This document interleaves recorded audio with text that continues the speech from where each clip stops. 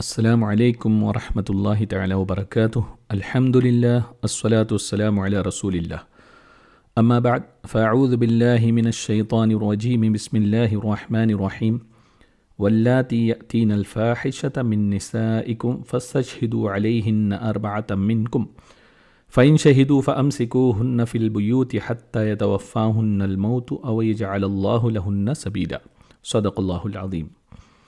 صلی اللہ علی النبی الأمی وآلہ صلی اللہ علیہ وسلم، صلاۃ و سلام علیک یا رسول اللہ صلی اللہ تعالی علیہ وسلم۔ معزز سامعین، آج انشاءاللہ تبارک و تعالی سورہ نساء کی آیہ نمبر 15 سے شروع کریں گے۔ اللہ تعالیٰ فرماتا ہے واللاتی یأتین الفاحشۃ من نسائکم، اور تمہاری عورتیں جو بدکاری کریں، فاستشہدوا علیہن اربعۃ منکم، ان پر خاص اپنے میں کے 4 مردوں کی گواہی لو۔ فَإِن شَهِدُوا فَأَمْسِكُوهُنَّ فِي الْبُيُوتِ، پھر اگر وہ گواہی دے دیں تو ان عورتوں کو گھر میں بند رکھو۔ حَتَّى يَتَوَفَّاهُنَّ الْمَوْتُ، یہاں تک کہ انہیں موت اٹھا لے۔ أَوْ يَجْعَلَ اللَّهُ لَهُنَّ سَبِيلًا، یا اللہ ان کی کچھ اور راہ نکالے۔ اس آیت کریمہ میں یہ گفتگو چل رہی ہے کہ کوئی عورت بدکاری کرے، پتہ چل جائے تو اس کا ثبوت کیسے ہوگا کہ واقعتاً اس عورت نے بدکاری کی ہے، اس کو ثابت کیسے کیا جائے گا؟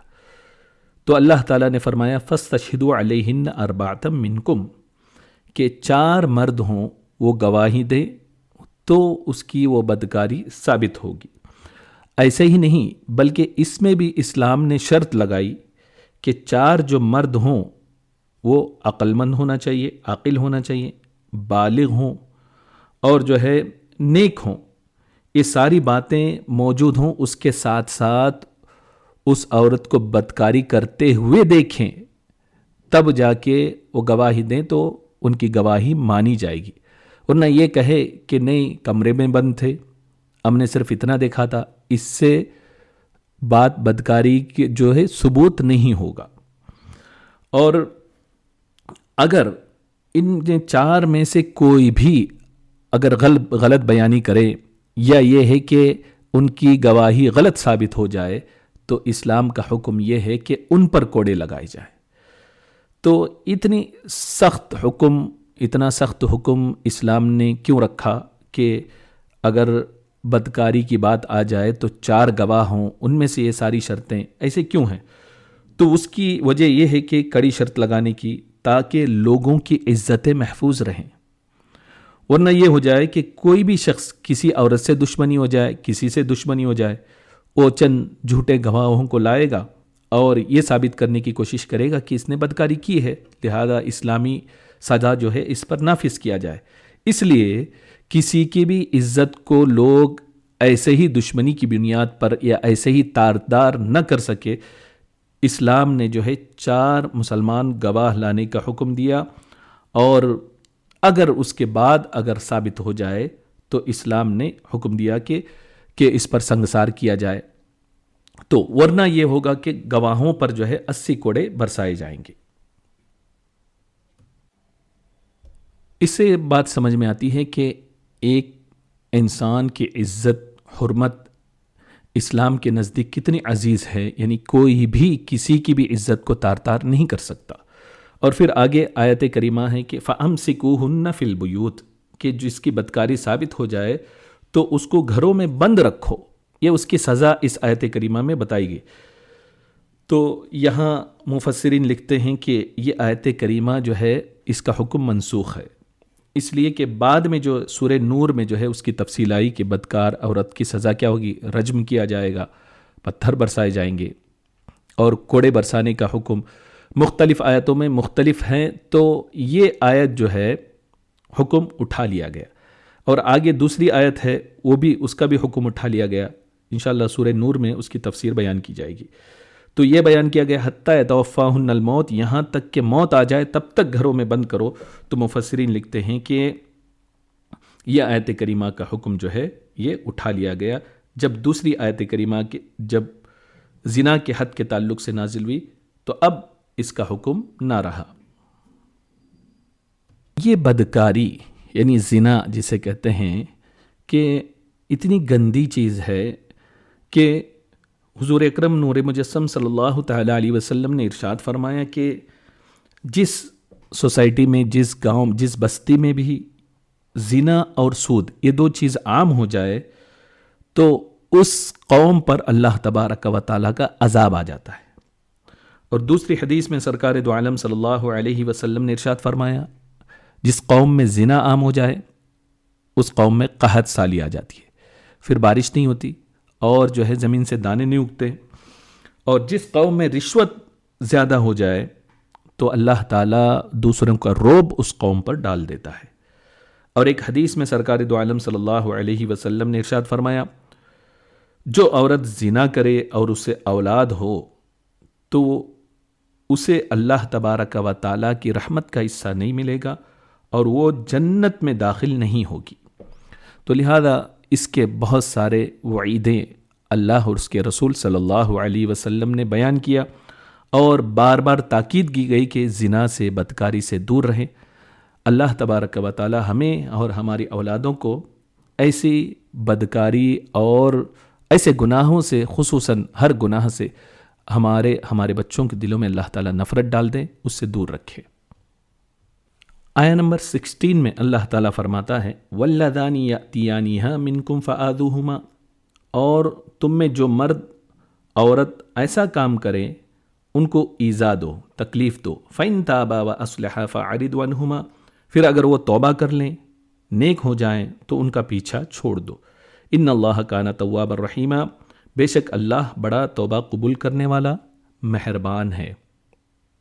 اس آیت کریمہ میں بھی یہ بات بتائی جا رہی ہے جو بے حیائی کا کام کریں، زنا کریں، بدکاری کریں تو انہیں کیا کر دو، انہیں جھڑکو، انہیں جو ہے شرم دلاؤ، انہیں مارو، تکلیف دو تاکہ اس سے باز آ جائیں۔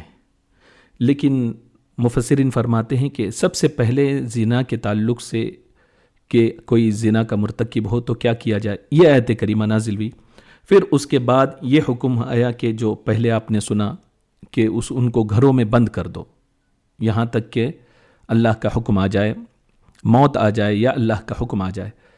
پھر تیسری آیت رجم کی نازل ہوئی تو یہ آیت کریمہ کا حکم بھی جو ہے بدکاری کرنے والے کے تعلق سے مفسرین فرماتے ہیں بعض منسوخ ہے اور اس سے پہلی آیت بھی منسوخ ہے۔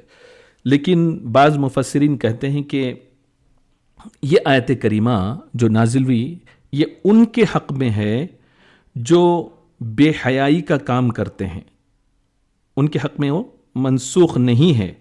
مثال کے طور پر جو قوم لوط کا عمل کرے، یعنی مرد مرد سے بدکاری کرے، عورت عورت سے بدکاری کرے یا جانوروں سے بدکاری کرے، بے حیائی کا کام کرے، اس کے تعلق سے یہ آیت کریمہ نازل ہوئی کہ وَاللَّذَانِ يَأْتِيَانِهَا، کہ وہ جو مرد سے، عورت سے یا جانوروں سے برائی کا کام کرے ان کے سزا کے تعلق سے اس میں گفتگو چل رہی ہے۔ موجودہ دور میں یہ بیماری عام ہوتی جا رہی ہے جسے ہومو سیکشول کہیں یا یہ کہ آپ کہیں موجودہ دور میں ایک نیا نام دے دیا گیا ہے کہ جس کو LGBT کہا جاتا ہے۔ یہ سارے پوری دنیا میں اس چیز کو عام کرنے کی کوشش کی جا رہی ہے، ہر ملک میں اس کے تعلق سے قانون بنانے کی کوشش کی جا رہی ہے تاکہ بے حیائی پھیل جائے اور بچے جو ہے سیدھے راستے ہٹ جائے۔ حدیث میں اس کی سخت وعید آئی ہے۔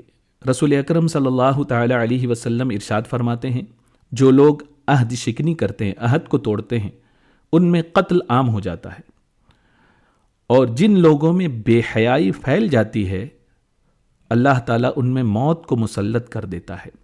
بے حیائی سے مراد یہی چیزیں جس کو میں نے ابھی بیان کیا۔ اور جو لوگ زکوٰۃ نہیں دیتے اللہ تعالیٰ ان سے بارش کو روک لیتا ہے۔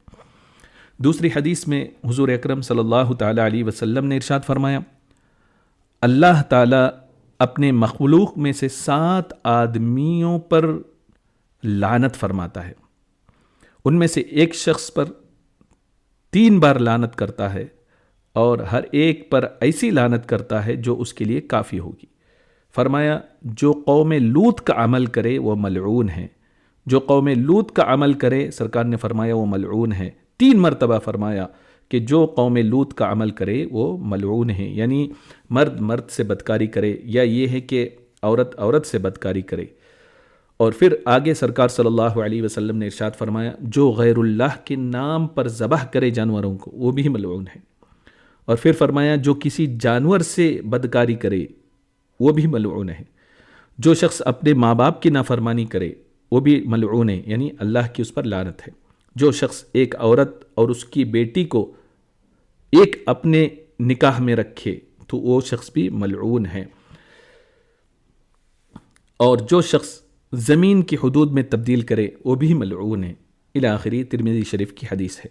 یعنی واضح طور پر سرکار صلی اللہ علیہ وسلم نے ارشاد فرمایا جانوروں کے ساتھ بدفعلی کرے یا آدمی آدمی کے ساتھ بدفعلی کرے، عورت عورت کے ساتھ جو ہے برائی کا کام کرے، سرکار نے فرمایا ایسے شخص پر جو ہے اللہ تعالیٰ 3 بار جو ہے لعنت فرماتا ہے۔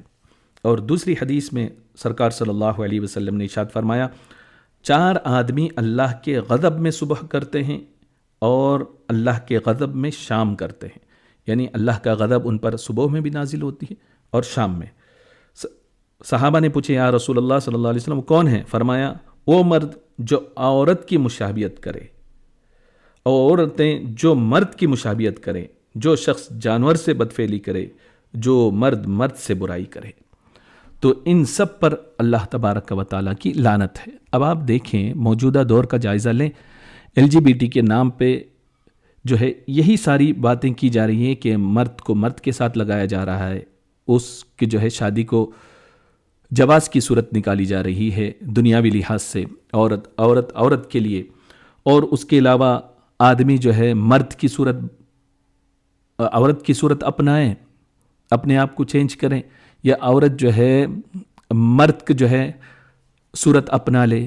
اس طریقے سے لوگوں کو کر کے جو ہے اس قانون کو عام کرنے کی کوشش کی جا رہی ہے، اور اسی کے تعلق سے رسول اکرم صلی اللہ تعالیٰ علیہ وسلم نے فرمایا مرد عورت کی مشابہت کرے اور عورت مرد کی مشابہت کرے اس پر بھی لعنت ہے، اور جو مرد مرد کے ساتھ جو ہے بدکاری کرے یا عورت عورت کے ساتھ بدکاری کرے اس پر بھی لعنت ہے۔